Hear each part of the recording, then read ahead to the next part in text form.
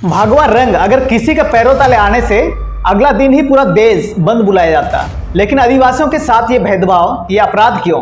हम लोग पूरे युवा में आक्रोश है, पूरा समाज में, सरना समाज में आक्रोश है कि हमारे प्रतीक चिन्ह, हमारी पहचान, हमारी अस्मिता को खूंदा गया है, मतलब आदिवासी समाज को खूंदा गया है। कह दिया है कि जो नेता या पार्टी आदिवासियों के परंपरा, उनकी वेशभूषा, उनकी पहचान को सम्मान नहीं दे सकती है, वो उनका विकास की तो दूर की बात है, साथ खड़े होने के लायक भी नहीं है।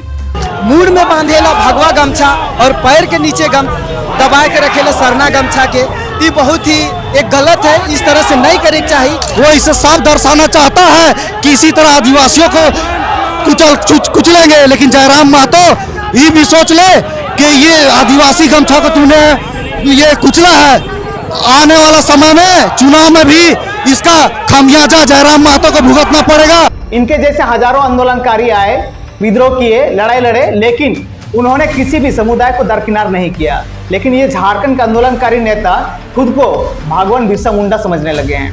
अब बोलना चाहते हैं जयराम महतो भरी महफिल में, भरी सभा में जैसे गमछा खूंदे, वैसे भरा सभा में सरना आदिवासी समाज से माफी मांगे। भगवा रंग अगर किसी के पैरों तले आने से अगला दिन ही पूरा देश बंद बुलाया जाता, लेकिन आदिवासियों के साथ ये भेदभाव, ये अपराध क्यों? ऐसे में क्या जयराम महतो आदिवासियों से माफी मांगेंगे? क्या आदिवासी का कोई संस्कृति, कोई पहचान या कोई अस्तित्व नहीं होता है?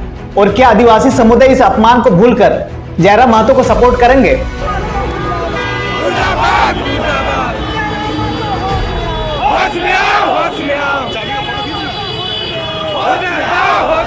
नमस्कार दोस्तों, झारखंड को बिहार से अलग करने की वजह क्या है, आइए जानते हैं। दरअसल झारखंड के लोगों की अलग पहचान और संस्कृति और झारखंड क्षेत्र के आर्थिक विकास में पिछड़ेपन की भावना है। साथ ही साथ झारखंड क्षेत्र के लोगों की अलग राज्य की मांग भौगोलिक भिन्नता और भाषा भिन्नता के लिए भी हुई थी। यहाँ 32 जनजातीय मूलवासी हैं, जिनमें संताल, उरांव, मुंडा, हो, महली, भूमि, चेरो, खड़िया, बिरहोर, लोहरा, करमाली आदि शामिल हैं। जैसे कि हम जानते हैं कि झारखंड 15 नवंबर 2000 को बिहार से अलग करके बनाया गया, जिसके पीछे आदिवासी निवासी और अन्य स्थानीय समूहों की लंबी संघर्ष की एक मुख्य वजह थी। उनके संसाधनों पर अधिकार और स्वायत्तता की मांग को लेकर यह अलगाव किया गया था। जैसे कि आपको पता है कि झारखंड आदिवासी बहुल क्षेत्र है, जिनमें कई तरह के जनजाति आदिवासी यहाँ रहते हैं। इनके भाषा और संस्कृति उत्तरी बिहार से काफी भिन्न है, जिसके कारण इन जनजातियों और आदिवासियों का विकास नहीं हो पा रहा था, और यह पूरी तरह मुख्य धारा में विकास की और अग्रसर भी नहीं था। अतः इसके विकास को ध्यान में रखकर, यहाँ के योजनाओं को और यहाँ के वासियों को ध्यान में रखकर, अथवा यहाँ जो भी प्रगति के कार्य किसी भी कारणवश नहीं हो पा रहा था, तो इन सब को ध्यान में रखकर इस राज्य को विकास के लिए अलग से एक राज्य बनाया गया झारखंड, जिसमें इनके लिए अलग योजनाएं बन सके, अलग विकास कार्य हो सके और इनकी संस्कृति की भी रक्षा हो सके। लेकिन जिस कारण से झारखंड अलग हुआ, उसके विकास के कार्य से संबंधित जो बातें हो रही थी, सब धरी के धरी रह गई, और बहुत सारे नेता या पार्टी आए, सरकार चलाई, लेकिन इस पर कोई ध्यान ही नहीं दिया। कौन उल्टा पुल्टा इन लोग नेता? मैं भी आदिवासी नेता हूँ, अलग राज्य बनाने वाले, और मैं 2024 को मैं देख रहा हूँ। आज यहाँ संकल्प मैं अकेले हूँ और कुछ लोग से मिलेंगे, लेकिन 2024 में मैं वो करने जा रहा हूँ। और आज भी ये विवश आदिवासी जनजाति या विवश झारखंड एक नई उम्मीद देख रही है।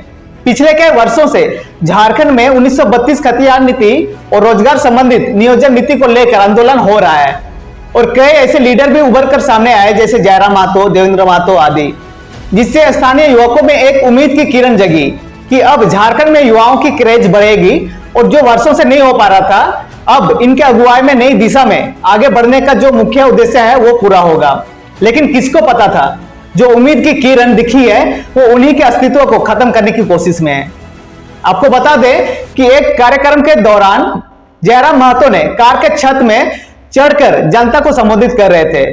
उन्होंने भगवा रंग की पगड़ी पहनी आदिवासी समुदाय के धार्मिक गमछा को पैरों तले कुचल रहा है, जिससे आदिवासियों में काफी क्रोध है, और उनके विरोध में जगह जगह पर पुतले भी फूके जा रहे हैं। दरअसल ये आदिवासियों को एक मैसेज देने की कोशिश कर रहे हैं कि तुम हमारे अस्तित्व में नहीं हो, तुम ऐसे ही कुचले जाओगे। तो इधर आदिवासियों ने भी कह दिया है कि जो नेता या पार्टी आदिवासियों के परंपरा, उनकी वेशभूषा, उनकी पहचान को सम्मान नहीं दे सकती है, वो उनका विकास की तो दूर की बात है, साथ खड़े होने के लायक भी नहीं है। उन्होंने झारखंड की ही नहीं बल्कि पूरे आदिवासी समुदाय का अपमान किया है। तो जयराम अपने आप को टाइगर बोलते हैं, लेकिन वो केवल नाम के आगे टाइगर लगा देने से कोई टाइगर नहीं बन जाता है।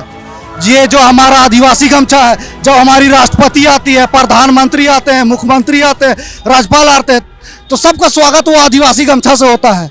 इनके जैसे हजारों आंदोलनकारी आए, विद्रोह किए, लड़ाई लड़े, लेकिन उन्होंने किसी भी समुदाय को दरकिनार नहीं किया। लेकिन ये झारखंड के आंदोलनकारी नेता खुद को भगवान बिरसा मुंडा समझने लगे हैं। आप भी देख सकते हैं कि इसके विरोध में आदिवासी समुदाय जगह जगह पर जयराम महतो का विरोध कर रही है।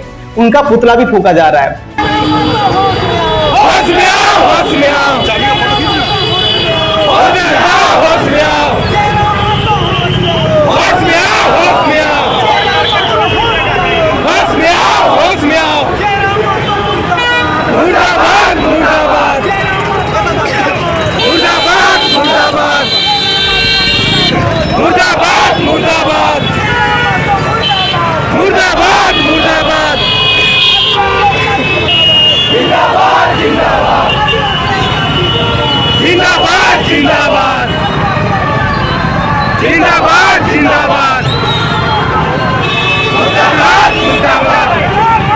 बता दें कि इन दिनों जेकेएलएम के सुप्रीमो जयराम महतो का संपूर्ण झारखंड में विरोध होना शुरू हो चुका है। इसका असर आगामी विधानसभा चुनाव 2024 में देखने को भी मिलेगा। जयराम महतो पूर्वी जाति से आते हैं।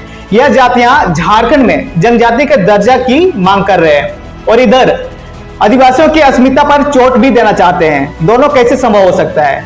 जो झारखंड में आदिवासियों का वोट लेना तो चाहते हैं, परंतु उसे हक देना उन्हें पसंद ही नहीं है।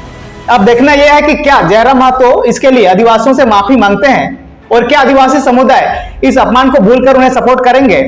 आप अपनी राय हमें कमेंट सेक्शन में शेयर जरूर करें और अगर चैनल पर नए हैं तो सब्सक्राइब करना ना भूलें। आपके साथ मैं हूं राजम रोम। जय हिंद, जय जोहार।